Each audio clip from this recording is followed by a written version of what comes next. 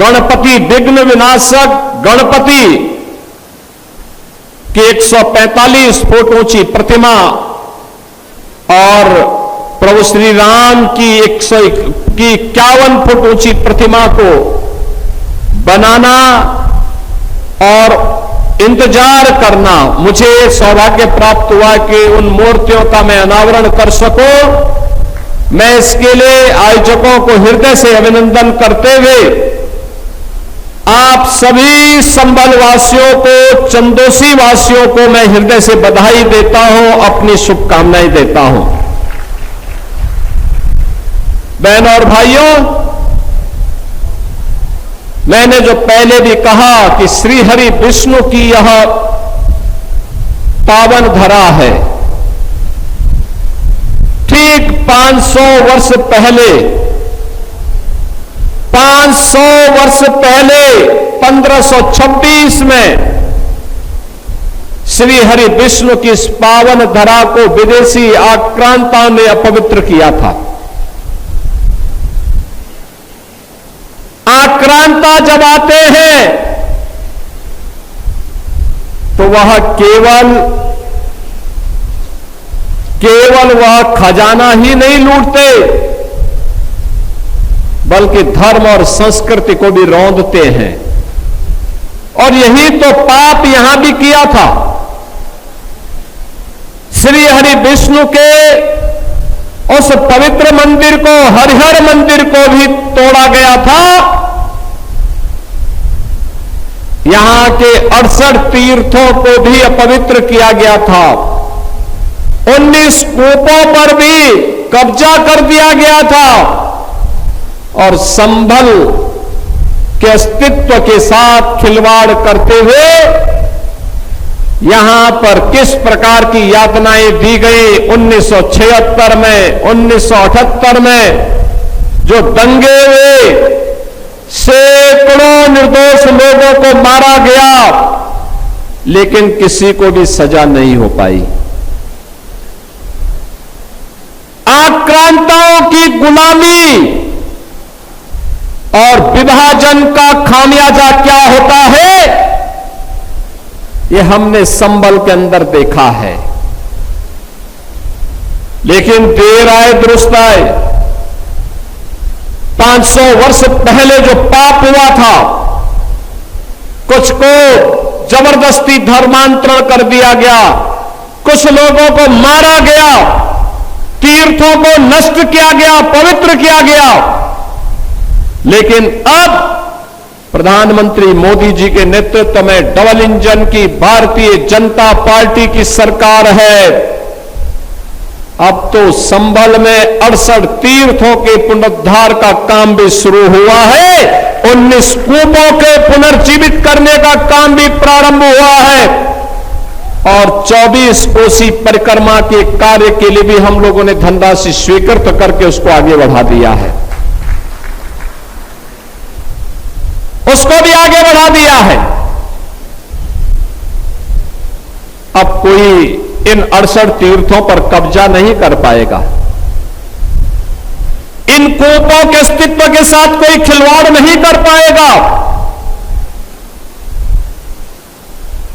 अब कोई 84 कोसी परिक्रमा, 24 कोसी परिक्रमा में किसी प्रकार की बाधा नहीं खड़ा कर पाएगा। देख रहे थे ना, 10,000 एकड़ लैंड यहां पर इन माफियाओं ने जिन हिंदुओं की हत्या की थी, मारा था, कभी कांग्रेस की सरकार, कई समाजवादी पार्टी के पापियों के द्वारा किए गए अत्याचार, इसका परिणाम क्या था? दुष्परिणाम भुगत रहा था यहां का गरीब। उनकी जमीनों पर कब्जा किया गया, कोई पूछने वाला नहीं। ये 10,000 एकड़ लैंड खाली हुई है और मैंने कहा था यहां के गरीबों में बांटो, दलितों में बांटो, वंचितों को बांटो, पिछड़ी जाति के लोगों को जमीन दो। जिनके पास जमीन नहीं है, जिनके पास कुछ भी नहीं है, उन्हें सभी सुविधाओं से आच्छादित करो, उन्हें घोषित माफिया घोषित करो। इन्होंने लैंड रिकॉर्ड में, राजस्व रिकॉर्ड में भी नाम समाप्त कर गए और कहीं कोई साक्ष्य न रहे, इसके लिए इन्होंने चाहे कांग्रेस की सरकार रही हो, चाहे समाजवादी पार्टी की सरकार रही हो, लैंड रिकॉर्ड को भी इन्होंने नष्ट कर दिया। नष्ट करने का इन्होंने प्रयास किया, लेकिन ये लोग रिकॉर्ड नष्ट कर सकते हैं, सत्य को नष्ट नहीं कर सकते। और सत्य अंततः अपना स्वरूप दिखाता ही है, और स्वरूप उसने दिखाया है वैसे ही जैसे 500 वर्षों के बाद अयोध्या में प्रभु श्री राम का भव्य मंदिर बनकर के खड़ा हो गया है। बहन और भाइयों, इसीलिए हम लोग अब यहां पे जोई में यहां पर पुलिस लाइन का निर्माण भी कर रहे हैं। संभल के अंदर पीएसी की बटालियन का गठन भी कर रहे हैं। इंटीग्रेटेड डिस्ट्रिक्ट हेडक्वार्टर भी बनने जा रहा है। और संभल के विकास को ध्यान में रखते हुए जितने मार्ग थे सबको 4 लेन 2 लेन के साथ जोड़ते हुए गंगा एक्सप्रेसवे को मेरठ हरिद्वार से जोड़ते हुए प्रयागराज तक जोड़ा जा रहा है कि जब भगवान कल्कि का अवतार होगा यहां पर, तब देश और दुनिया फिर एक तीर्थ के रूप में हरिहर मंदिर का दर्शन कर पाएगी, भगवान कल्कि महाराज का दर्शन कर पाएगी। बहनों और भाइयों, अपनी विरासत का संरक्षण करना हर नागरिक का दायित्व बनता है। लेकिन जिन लोगों ने इस विरासत को अपमानित किया, जो लोग कांवड़ यात्रा को प्रतिबंधित करते थे, जो लोग श्री कृष्ण जन्माष्टमी के शोभा यात्रा उनके आयोजनों को रोकते थे, रामनवमी की शोभा यात्रा को रोकते थे, दुर्गा पूजा में पंडाल नहीं लगने देते थे, इन गुलामों से क्या उम्मीद करते हैं आप?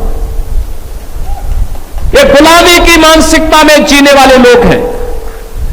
इनको विरासत से कोई लेना देना नहीं। इनको सत्ता चाहिए,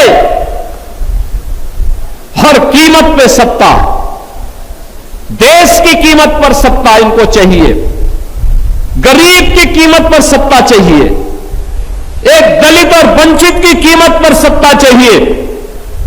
लानत है ऐसे लोगों पर जो गरीबों का अपमान करते हैं, आस्था का अपमान करते हैं, और उसका साक्षात रूप हमने स्वरूप यहां देखा था।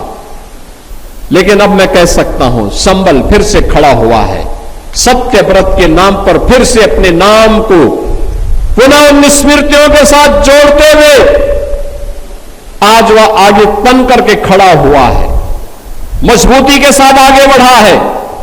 अब संभल रुकने वाला नहीं है, विकास की इस प्रक्रिया का हिस्सा बनने वाला है, और उसी प्रक्रिया के साथ जोड़ने के लिए आज मुझे यहां पे 570 करोड़ रुपए की परियोजनाओं को फिर से सौगात देने के लिए आना पड़ा है। बहनों और भाइयों, यह अनवरत प्रक्रिया है। आज ये डबल इंजन की सरकार है तो हम ये कार्य कर पा रहे हैं। क्या ये काम 17 के पहले संभव था? क्या 17 के पहले कोई संबल का नाम लेने की हिम्मत करता था?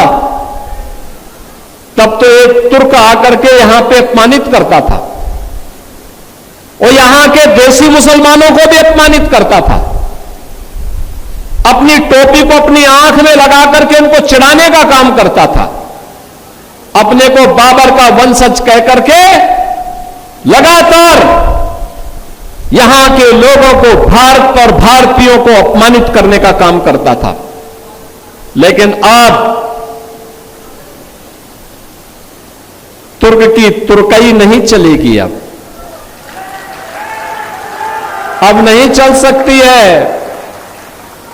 अब तो संबल में वही होगा जो हरिहर मंदिर का आदेश होगा। अब कोई गरीब पे अत्याचार नहीं कर सकता है, किसी दलित की संपत्ति पर कब्जा नहीं कर सकता है, किसी वंचित के वो अधिकारों से वंचित नहीं कर सकता है। और यही तो डबल इंजन सरकार ने किया है। याद करिए डबल इंजन सरकार के कार्य। आप आए होंगे, आप देखो ना कितने भव्य भव्य भवन बन रहे हैं। ये सब आपकी सुरक्षा के लिए बन रहे हैं, आपकी सुरक्षा, आने वाली पीढ़ी की सुरक्षा के लिए। एक छत के नीचे हम ऐसी व्यवस्था करने जा रहे हैं जिस छत के नीचे आपकी सभी समस्याओं का समाधान होगा। और लैंड रिकॉर्ड ऐसा कि कोई व्यक्ति अगर आज आपकी जमीन पर कब्जा करने का दुस्साहस कर रहा है तो उसके जिनको हम 100 साल के बाद भी उसकी कब्र से निकाल करके वापस करवाने के सामर्थ्य रखेंगे। नहीं कर पाएगा कोई। ये बड़े भवन इसीलिए अगर किसी ने दुस्साहस किया तो उसका काम तमाम करवा देंगे कुछ ही मिनटों में।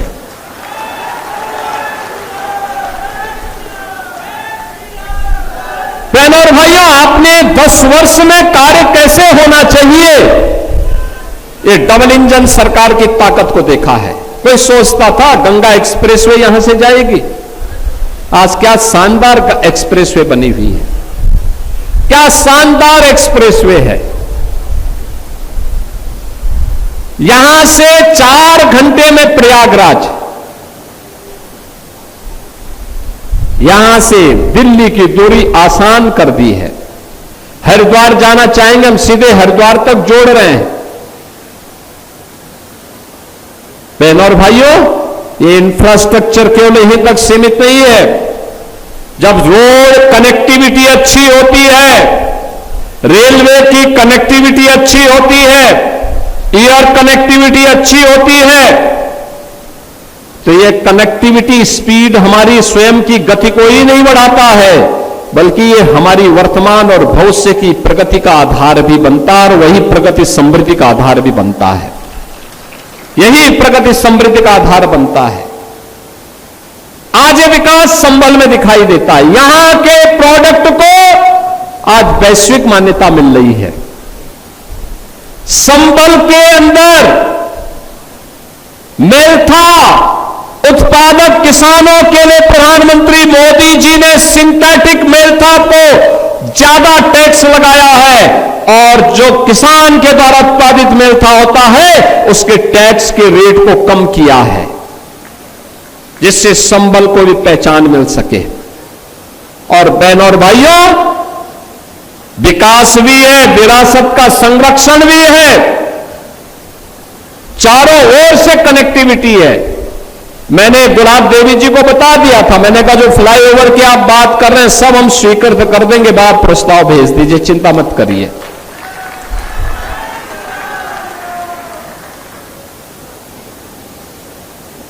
माध्यमिक शिक्षा की मंत्री स्वयं है और स्कूल मुझसे मांग रही है।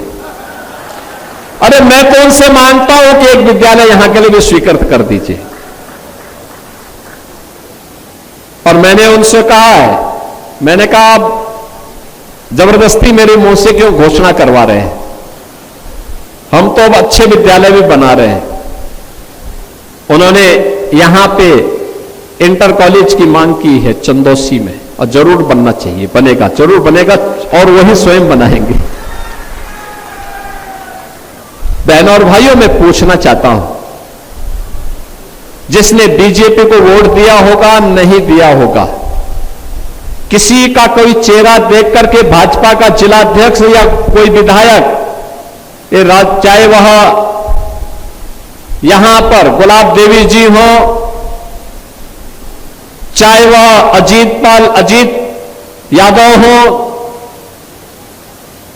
या फिर हमारे जिला पंचायत अध्यक्ष अनामिका यादव जी हो, क्या इन्होंने कभी किसी का चेहरा देख करके कहा कि इसने वोट नहीं दिया तो इसको लाभ नहीं मिलेगा? कभी नहीं, सबको दिया, क्योंकि मोदी जी ने कहा सबका साथ सबका विकास। 16 करोड़ लोगों को फ्री में राशन आज दिया जा रहा है। याद करिए ना, बिना भेदभाव के शासन की योजना का लाभ हर एक गरीब तक, हर किसान तक, हर नौजवान तक, हर महिला तक पहुंच रहा है। एक सरकार कांग्रेस की थी, समाजवादी पार्टी भी उनके साथ गाए बगाए बिना मांगे समर्थन देती थी। कांग्रेस की एक सरकार क्या कहती थी, उनके अन्य दलाल किस्म के गुंडे माफिया सब काली उस पे कब्जा कर लेते थे। ये तो 85 रुपए में डकैती पड़ती थी, एक किसी छात्र की छात्रवृत्ति का पैसा था, किसी गरीब के राशन का पैसा था, किसी गरीब के मकान का पैसा था, आवास का पैसा था, किसी किसान का प्रधानमंत्री किसान सम्मान निधि, या फिर किसी किसान के कृषि यंत्रों का पैसा था। ये किसी निराश्रित महिला, किसी वृद्धजन या किसी दिव्यांग जन का पेंशन का पैसा था, जिसको ये हजम कर जाते थे। किसी बेटी की शादी का पैसा था, किसी बेटी के स्कूली शिक्षा का पैसा था, जिसको ये सपा के लोग और कांग्रेस के लोग हजम कर जाते थे। आज जब मोदी जी या लखनऊ में मैं कोई बटन दबाते हैं, अगर 100 रुपया है तो 100 रुपया उस लाभार्थी के खाते में सीधे जाता है, बीच में कोई रोक टोक नहीं होती है, कोई उसमें नहीं ले सकता है, हिस्सा नहीं ले सकता। हिस्सा लेने का मतलब वो जेल जाने की तैयारी कर रहा है। आज कोई बेटी की सुरक्षा पर और व्यापारी की सुरक्षा पर सेध नहीं लगा सकता है। पहले सपा के समय दंगे होते थे, कांग्रेस के समय दंगे होते थे, और संभल से ज्यादा दंगों के इस कुख्यात इतिहास को कौन जानता है? कौन जानता है? 78 में कितना बड़ा दंगा हुआ था, जला दिया गया था, मार दिया गया था, कोई पूछने वाला नहीं था। और आज कर्फ्यू भी नहीं, दंगा भी नहीं, नो दंगा नो कर्फ्यू। एक नए युग में हम प्रवेश कर गए हैं, न कर्फ्यू है न दंगा है, अब तो संभल में सब चंगा है, मस्ती के साथ संभल चल रहा है, अब कहीं कोई समस्या नहीं।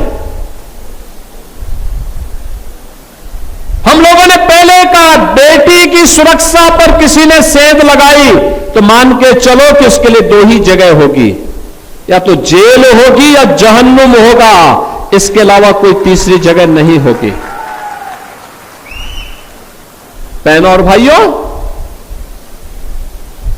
सुरक्षा सुशासन की आधारशिला है, सुशासन निवेश की आधारशिला है, और निवेश आएगा तो रोजगार भी लेके आएगा। आज जब हम नौकरी के लिए नियुक्ति पत्र वितरित करते हैं, संभल का नौजवान भी आता है, कोई पुलिस में भर्ती हो रहा है, कोई अधिकारी बन रहा है, कोई शिक्षक बन रहा है, कोई तहसीलदार और कोई एसडीएम बन रहा है। संभल के नौजवान भी उसमें भागीदार बन जाते हैं। पहले तो इस पे केवल सिपाही सिंडिकेट का कब्जा था,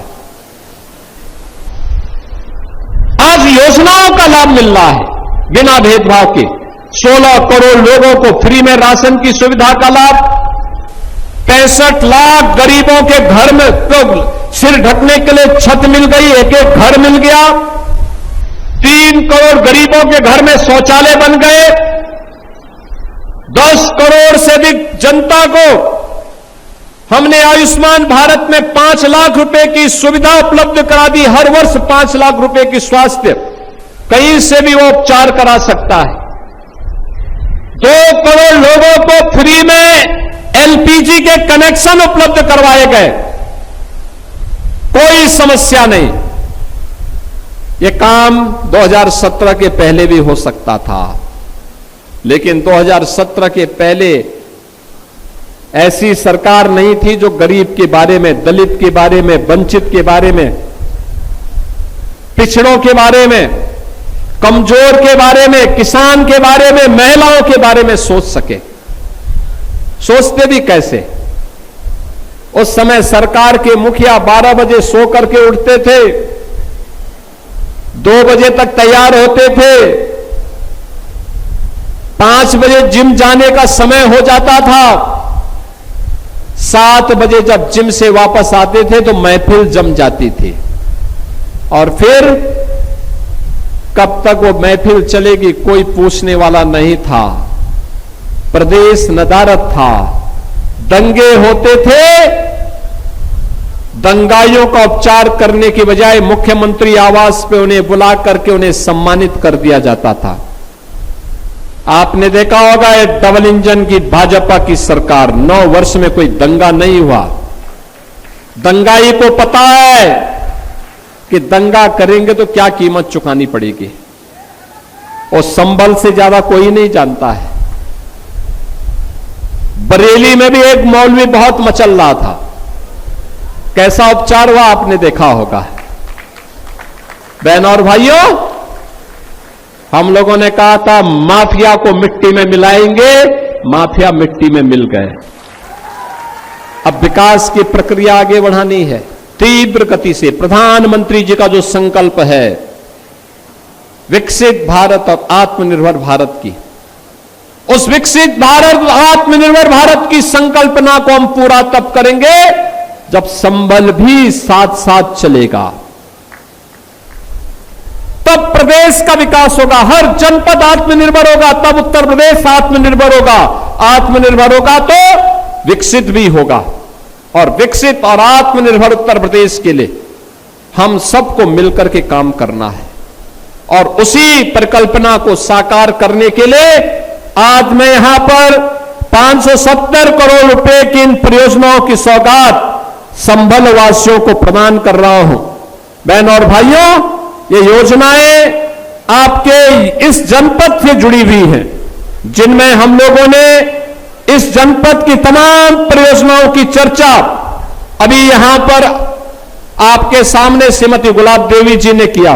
मऊ, कठेर, फतेहपुर, समसोई, चंदौसी मार्ग का चौड़ीकरण, सुदृढ़ीकरण, चंदौसी बरेली रीट का बाजार मार्ग के चौड़ीकरण सुदृढ़ीकरण का कार्य, चंदौसी से कुड़ फतेहगढ़ मार्ग के चौड़ीकरण सुदृढ़ीकरण, प्राचीन ऋषिकेश कूप, अमृत कूप की खुदाई, मरम्मत, सुंदरीकरण, यम तीर्थ स्थल के पर्यटन विकास का लोकार्पण, नवीन हाई स्कूल असालत नगर जराई में एवं नवीन राजकीय हाई स्कूल संजैनी का लोकार्पण का कार्यक्रम, और आज शिलान्यास हो रहा है 24 कोसी वंश गोपाल तीर्थ परिक्रमा मार्ग का चौड़ीकरण और सुदृढ़ीकरण। बैजोई में 100 बेड के जिला चिकित्सालय के भवन का शिलान्यास, बिलारी जरमार्ग चंदौसी मार्ग के चौड़ीकरण और सुदृढ़ीकरण कार्य का शिलान्यास, श्री हरि कल की विष्णु मंदिर में देव तीर्थ शंख माधव में अवस्थापना सुविधाओं के विकास कार्य का शिलान्यास, बल्ली कूप, सप्तसागर कूप, विमल कूप, कृष्ण कूप, विष्णु कूप, अकर्म मोचन कूप, मृत्यु कूप, अशोक कूप में अवस्थापना सुविधाओं का विकास के कार्य का शिलान्यास, प्राचीन देव तीर्थ पाप मोचन तीर्थ, प्राचीन देव तीर्थ 50 मोचन तीर्थ में भी इसके सुंदरीकरण सुदृढ़ीकरण का कार्य, और कस्तूरबा गांधी बालिका विद्यालय में संभल में मॉडल श्री मॉडल के अंतर्गत उन्नयन कार्य का भी शिलान्यास का कार्यक्रम आज यहां पे संपन्न हुआ है। इन सभी परियोजनाओं का मैं आपको बधाई देता हूं और आप सबसे अपील करता हूं, जो भारत का है उसको जाति मत मजहब से ऊपर उठ करके कार्य करना होगा। जो अभी भी अपने को बाबर की संतान समझता है तो मान करके चलिए कि अब भारत के अंदर इस भारत नया भारत गुलामी की मानसिकता में जीने वाला नहीं है और गुलामी की मानसिकता को मानने वाला भी नहीं है।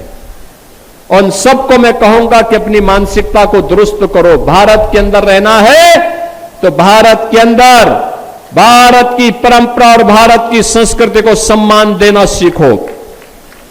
बहन बेटियों की इज्जत के साथ खिलवाड़ करने की कीमत क्या चुकानी पड़ेगी और भारत की आस्था के साथ खिलवाड़ करने की कीमत क्या चुकानी पड़ेगी, यह अगर किसी ने करने का दुस्साहस किया तो डबल इंजन की सरकार इसको कतई स्वीकार नहीं करेगी। विरासत और विकास की अद्भुत यात्रा को लेकर के आज संबल ने जो यात्रा अपनी प्रारंभ की है, हम सब साथ साथ मिलकर के उसको आगे बढ़ाएंगे इस विश्वास के साथ